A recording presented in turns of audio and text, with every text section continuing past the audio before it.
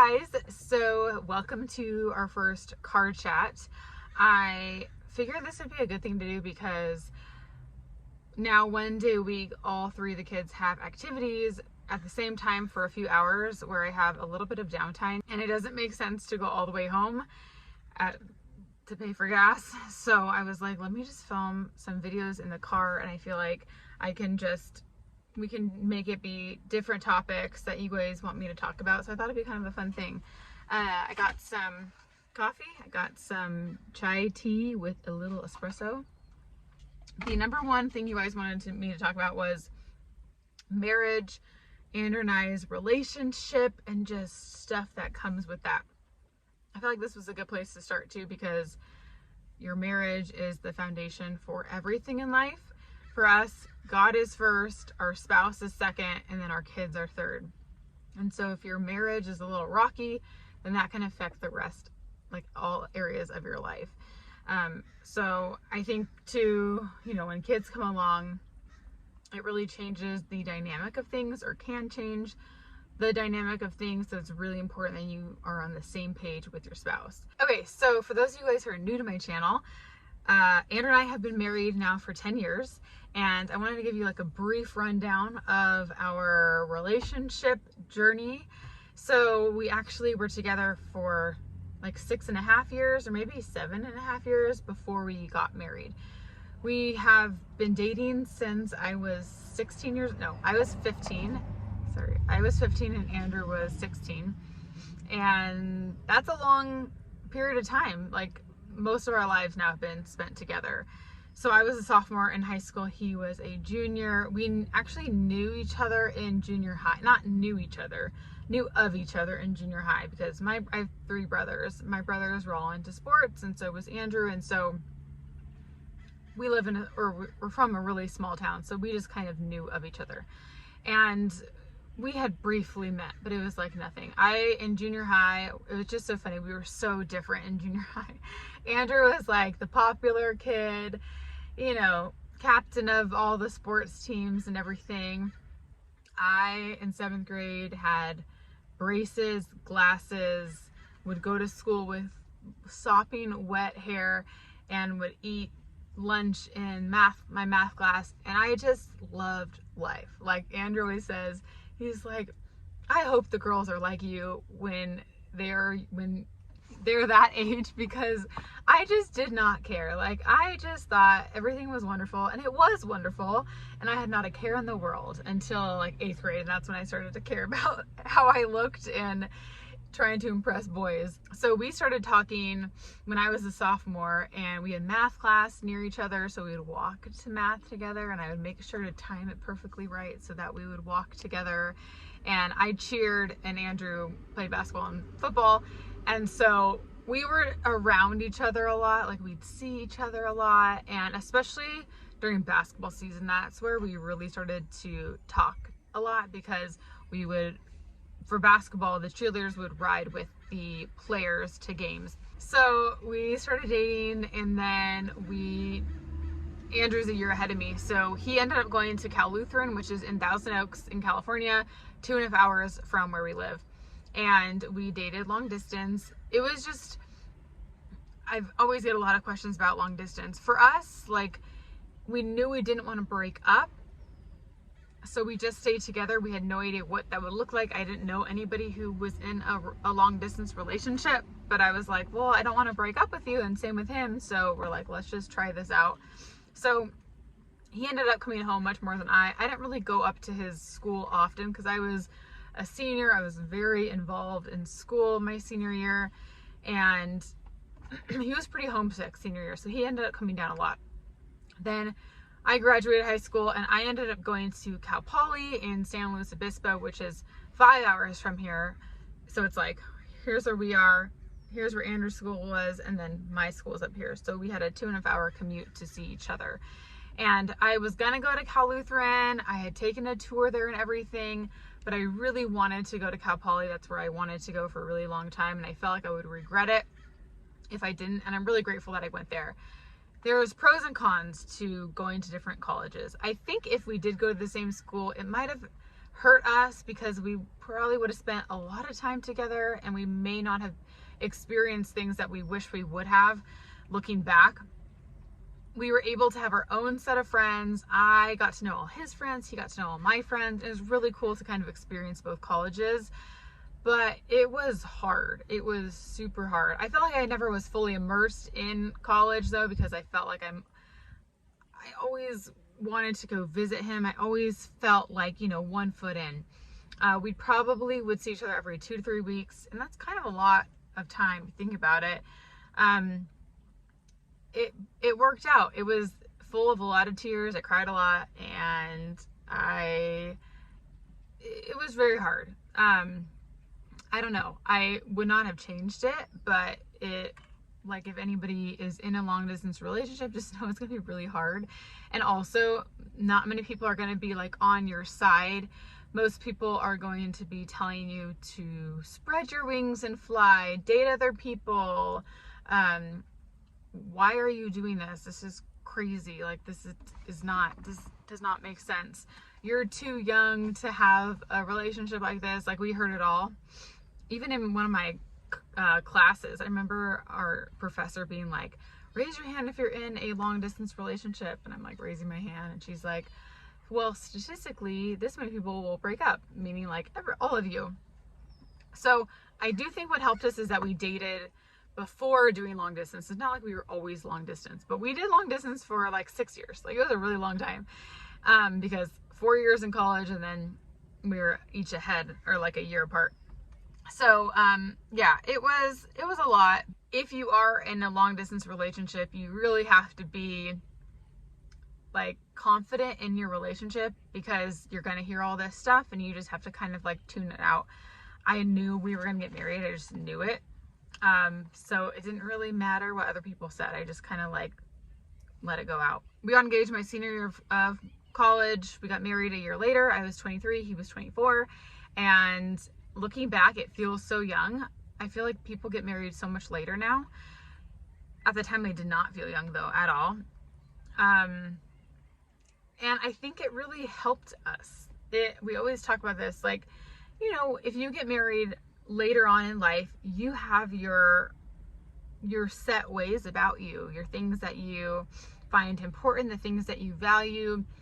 Just your day-to-day, how you live life is pretty set in stone at that point. Right now, I think if I got married right now, it'd be very different to have to all of a sudden create a life with somebody. For Andrew and myself, we grew up together. So we always had the same values and beliefs in general, just about life. But just little mannerisms, and we kind of just became the same person. I feel like we obviously have different personalities, but we are very similar. We like to do the same things. We just kind of function the same way, and we're always on the same page with things. It's very rare that we disagree on something. I'm definitely more lenient with things. Andrew's a little bit more stubborn, where I'm not very stubborn. So if he's really wanting to do something, I tend to just be okay, that's fine. I'm not gonna put up a fight. I'm not a debater. Andrew loves to debate. So we just kind of balance each other out really nicely. But yeah, that's kind of our background. One of the questions I got was what has been our hardest season of life. And it's funny because most people would say oh, once we had kids. I would not say once we had kids. I feel like we kind of became very solid, and a team once we had kids. Our for sure hardest years were not right when we got married, a few years after we got married, right when we got our first home together, before we had kids. So it was 2 years before we had kids. We were in our new home, and I was really excited to start a family, and we're in our new home, and Andrew still was hanging out with his friends a lot. And I just wanted I just saw myself being I'm a mom, or I didn't have kids yet, but I just felt like I'm a housewife and I want you to be home, and I did not want him to have fun. It sounds so bad looking back, but Andrew has a lot of friends, and Andrew loves to hang out with his friends all the time, where I'm I want you to be home and hang out with me only. So those were our hardest years. Okay, let's talk about finances. That's usually like a hot topic and people are curious. So when we got married, Andrew started PT school, physical therapy school for 3 years. So at that time I was supporting us. I would nanny for 2 families during the day and I would waitress at night. And yeah, so I basically made our income because he was just taking loans out for school. And then once he graduated and started working, then we started to really like hunker down and start paying down the loans. I'm trying to think when we finally paid everything off. I want to say it was 2 years ago or maybe a year and a half ago. We paid off all of his student loan debt. It was very freeing. Like, debt is so hard. It just really weighs on you. And I know it really weighed on Andrew because he's the one who really deals with our finances. And when that was done, that was like a big relief. I had a little bit of debt when we graduated college, but not a ton. We paid that down pretty quickly. So we paid off my car. We do have a car payment for Andrew now, but everything else is paid off. And we were very strict. We followed Dave Ramsey's, not class, we didn't take class, but just his kind of protocol for paying down your debts. And we lived really, really cheap for a long time. When Andrew was in PT school, we would do the envelope system, if you guys are familiar with that. So you put cash, like $200 or whatever a week in an envelope, and that's all you can spend from there because it's much harder to spend cash than use a card. And so we would do that. Had like no food. We would eat tuna all the time. Like, we really were living on not much money. I had a really hard time with it because I'm a spender. I like to spend, and Andrew doesn't. Like, he is super strict with his spending. And he would always tell me, like, the quote that Dave Ramsey says is, live like no one else now so you can live like no one else later. And what that means is you save your money and you live like most people, I would say, live beyond their means, and that takes a toll later on in life. Where what we were trying to do is live well below our means so that we could pay off our debts and get in a really good spot financially so we are free then to live like no one else later. It just puts you ahead of the curve. And it felt like the light was so far down the tunnel. Like, I could not see the light, and I just felt like it was going to take forever. And I would, be sad that I would be missing out on going to concerts with friends and doing all these fun extra things that all of our friends were doing. And Andrew kept saying, like, one day it'll pay off. People asked about like our dreams and our goals and our careers.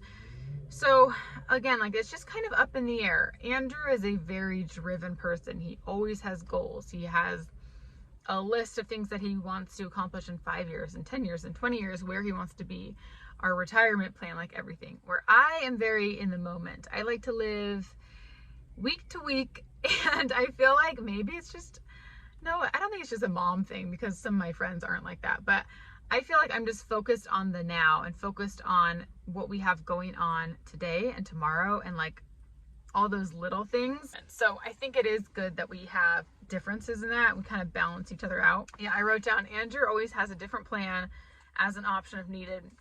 He always has a plan B or just new ideas to keep him motivated. He gets restless and he always needs something to either look forward to or to like motivate him to work hard, because physical therapy is a heck of a lot of work and it's just nonstop. Like, he sees so many patients a day, it's insane. And it can become like he can get burnt out. And so for him, what keeps him going and his driving force is having things to motivate him to work hard. And I am much more content with where we're at, and that's kind of hard because he always is like wanting to attain new things, where I'm like, let's just enjoy where we're at. But I do think it is like good to have a little bit of both. We still have 2 income properties. So we have our old house that we lived in for 4 years, I think we were there for, and then we have another rental house. And so those are 2 sets of income, but right now we don't make a ton of money on either one. It's just like a little bit more than the mortgage. So it's like it was a wash for a little bit, just like we're not losing any money. We just started to make a little bit of money per month, but we're hoping that one day that is, some passive income that we can get. Andrew's goal is to have more income properties so that we have a bunch of different avenues for getting passive income monthly. But that takes time because you don't make much money up front. It's like over a long time when you're starting to make money on those properties. Okay, a lot of questions on how do you not keep score by who's doing most in the house and whatnot. So for us, it's kind of like I'm kind of in charge of the kids. I'm in charge of like at home, day-to-day stuff, our routine or schedule. I know what's going on. Andrew is more in charge of our finances, in charge of taking care of our rental properties, working every single day, all day long. Like we just have different responsibilities and we kind of just understand that. Yes, there have been times where like a lot of you guys asked, do you get frustrated? Because, a lot of times husbands come home and the mom's super tired from the kids all day long and feels like the husband doesn't understand what they've been doing all the day long. But I always think to myself, okay, but there is a flip side to that. Also, Andrew's been at work all day long, dealing with so many patients and so many different things all day long. So for him to have to come home and hear me complain about my day and all these things, come home to a messy house, kids crying, like, how is that fair to like think that what I'm doing is harder or what I'm doing is more important or more valuable or whatever. We both have what we're doing. It's equally hard for both of us or equally valuable for both of us in its own way. So I've really kind of trained myself to like be understanding of Andrew's side, because there have been definitely seasons where I have felt that, like, where it's like been an issue where I'm like, well, I've been doing this all day, like kind of resentful of that. But then that only leads to him being like, well, do you know what I deal with all day long? And so also I'll think to myself, like, all I've wanted is to be at home with my kids, and that is what I'm doing. So yes, there are certain days that are hard, but like deep down, this is what I want. And this is what I've always wanted in life. And I'm in it right now, So I always try to remind myself of that and like feel grateful to be at home. Yeah, some days are frustrating. I think it's just important to always know that like Andrew is doing everything in his power to help our family, and I'm doing everything to help our family. So you can't discount what the other one is doing, because that's gonna do no good. And for us, it's just kind of like unspoken now. We both understand that. So when Andrew comes home at the end of the day, and if he usually has two answers. He usually says, it was a great day, or it was a really long day. And if I know if he says it was a really long day, I just don't ask any questions. And I leave it at that. I sometimes will say like, yeah, it's been a long day or whatever. We literally say like one sentence, and that's kind of it. And then, because when he gets home from work, he's really tired and he needs like 30 minutes to decompress. So I let him have his time to just like be on his phone, watch TV, listen to a podcast, whatever it is. And then like as the kids are in bed and we have just time together, that's when like he'll ask me, about what happened during the day or whatever. But it's not like right away. It's not like he comes home and we're like, so how's your day? Like, that's not what we do. It is like we ease into it, because it's kind of like, all day long you're like this with your own schedules. And for me, it's like bedtime is when it peaks. I'm just like at my most irritated. And so then you just kind of have to like taper off, and I have to like really just calm down and like decompress. And so we have to just kind of relax on our own terms. But a lot of you guys are just asking about like, how do you keep the flame alive, and how do you just like not get burnt out and all that? If I am feeling like, oh, why isn't Andrew doing this for me? Or why isn't he doing this for me? I try to stop and look at myself and ask myself, what am I doing for Andrew? Like, am I there for him? Am I helping him out? Am I supporting him? And usually the answer is no. So I think it just comes from a place of selfishness, and we want our spouse to do all these things for us. But in reality, that's not gonna happen. And if it does, I don't even want it to be like that, because that's so one-sided.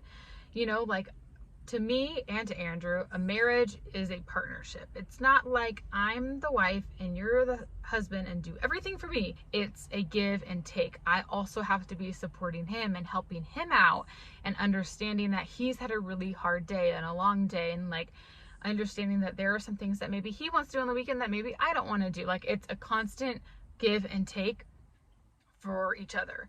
So I would just say, if anything's irritating you about your husband, look inside and see, like, how are you treating him? How are you serving your husband? Because if you're not serving him, then he's not going to serve you. And that's biblical. We as wives are supposed to serve our husbands, but on the flip side, our husbands are supposed to love us unconditionally at the same time. So it is not just one doing something for the other all the time. Like, it is both parts doing their fair share. And also, if you are like always being nice to your husband and like helping them and doing stuff for them and showing them that you love them and care for them, that is impossible for him to not do the same to you. Like, if somebody is treating you so well, you're not going to treat them badly. It's just hard not to do that. But you can get into these little funks where you're like, well, I don't want to do that. You know, like, you don't want to have to be the one to do that. Your pride's in the way. I think a lot of it is just your mindset and just feeling grateful and treating your spouse with respect. I think it's also a big one. I think I heard this somewhere where guys, love shown to girls is the same as respect shown to guys. So if we are not respecting our husbands, then how they feel is how we would feel if we're not feeling loved by them.